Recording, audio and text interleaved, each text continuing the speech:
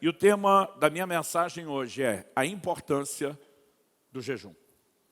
Eu creio que Deus quer resgatar a cultura do jejum na vida da igreja de uma forma geral, mas eu creio que é um chamado profético para a igreja brasileira nesse tempo. E eu acredito que se eu e você não entendermos pela perspectiva bíblica o seu lugar de importância, nós não vamos poder corresponder com Deus. Então, a primeira coisa que eu gostaria de discutir aqui com vocês é uma pergunta, e esse é o meu primeiro tópico. O jejum é para hoje? Eu tenho visto as pessoas atacarem e muito a prática do jejum. Mesmo pregadores sugerindo que o jejum era coisa do Antigo Testamento, da Velha Aliança, que não é para o nosso tempo, que não é para hoje. Mas o próprio Jesus deixa muito claro, quando por meio de uma alegoria ele responde: os convidados do casamento não podem jejuar enquanto o noivo está presente. Mas Jesus diz então: no entanto, virão dias em que o noivo será tirado. E naqueles dias, eles vão jejuar. Quando Jesus fala do noivo, seja aqui ou em qualquer outra das parábolas que aparecem em qualquer dos evangelhos, ele sempre estava falando a respeito de si. Logo ele está dizendo: vocês estão acusando os meus discípulos de não jejuarem comigo. Mas a verdade é que enquanto eu estou presente, eles não vão jejuar. Mas quando eu for tirado. E aqui ele não estava falando de 3 dias entre morte e ressurreição. Jesus estava falando a partir do momento que eu for elevado aos céus. Durante todo o período da minha ausência, até o dia do meu retorno, eles vão jejuar. Então Jesus sinalizou para quando era o jejum. O jejum era para os dias da nova aliança, era para a era da igreja, e não uma prática confinada à antiga aliança ou ao Antigo Testamento.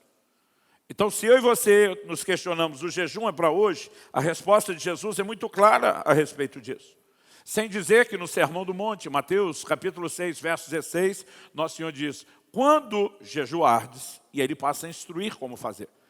Ele não diz se jejuardes, como se fosse uma mera possibilidade. Ele diz quando vocês fizerem. Então, obviamente, ele sinalizou que esperava que eu e você jejuássemos. Pastor, mas não há nenhum imperativo na Bíblia com uma ordenança clara sobre jejum. É verdade, apenas no Antigo Testamento nós tínhamos uma única ordenança. Era um dia de jejum ao ano, chamado dia da expiação, ou Yom Kippur. Nesse dia, quem não jejuasse seria morto, seria eliminado do meio do povo. Mas fora isso, não havia mais nenhuma obrigação. Mas apesar de não haver obrigação, quando você lê os relatos bíblicos, você percebe que a cultura do jejum era muito maior do que aquele um dia anual de jejum.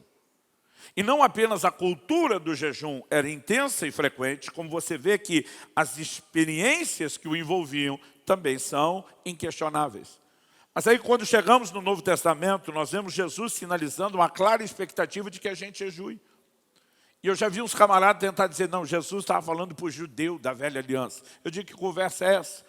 Ele dizia para essa turma: ouviste o que foi dito aos antigos, lei de Moisés. Ele dizia: eu porém vos digo, e obviamente vem ensinar algo diferente. Ele diz: façam discípulos das nações, eram os gentios, ensine eles a guardar tudo que eu vos tenho ordenado, inclusive o jejum. Mas outro dia alguém me perguntou: e o silêncio das epístolas? Por que é que os apóstolos não falaram isso? Minha resposta foi: desde quando um mandamento de Nosso Senhor precisa ser revalidado pelos apóstolos? Que lógica é essa? A Bíblia diz no livro de Atos que depois de ressuscitado, Jesus apareceu por espaço de 40 dias, ensinando os seus apóstolos, instruindo-os as coisas concernentes ao reino de Deus. Ele determinou o que eles pregariam. Mesmo Paulo, que é considerado um abortivo, que chega para essa equipe ministerial depois, ele diz: eu vos entreguei o que também recebi do Senhor. Ou seja, para que os apóstolos pudessem ensinar algo, aquele ensino tinha que ser validado pelo que Jesus falou, não o contrário. Agora, que conversa é essa que se um apóstolo não revalidou o que Jesus já tinha dito, não valia? Outro dia um pastor me falou isso: não, eu não acredito no jejum porque as epístolas não nos mandam jejuar. Falei: engraçado você falar isso. Porque as epístolas não nos mandam pregar. E você diz para o seu povo que é para pregar o evangelho.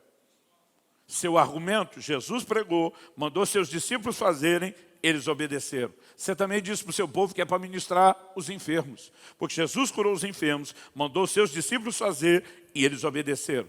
Mas quando Jesus jejuou, mandou jejuar e eles obedeceram, não serve? Eu falei, se você discorda dos meus argumentos de interpretação, nossa discussão pode ficar subjetiva.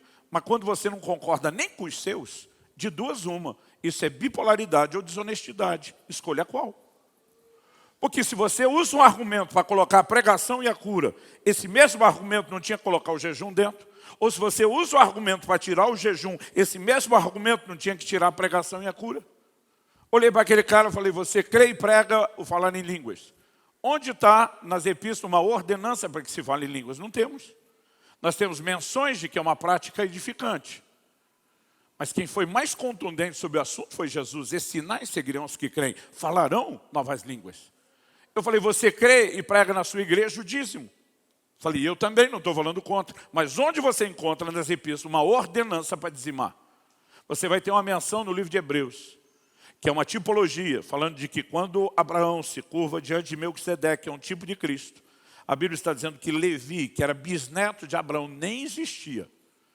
Levi se curvou juntamente com Abraão para entregar os dízimos. E aquilo é um ensino do momento onde os dízimos passariam da velha para a nova aliança. Então não estou questionando a prática. Mas eu perguntei para ele, onde está a ordenança? Jesus falou o dobro de vezes sobre o assunto a respeito do dízimo. Mas isso não te impediu de dizimar. Mas quando o assunto é jejum, só porque tu não quer, essa desculpa aparece?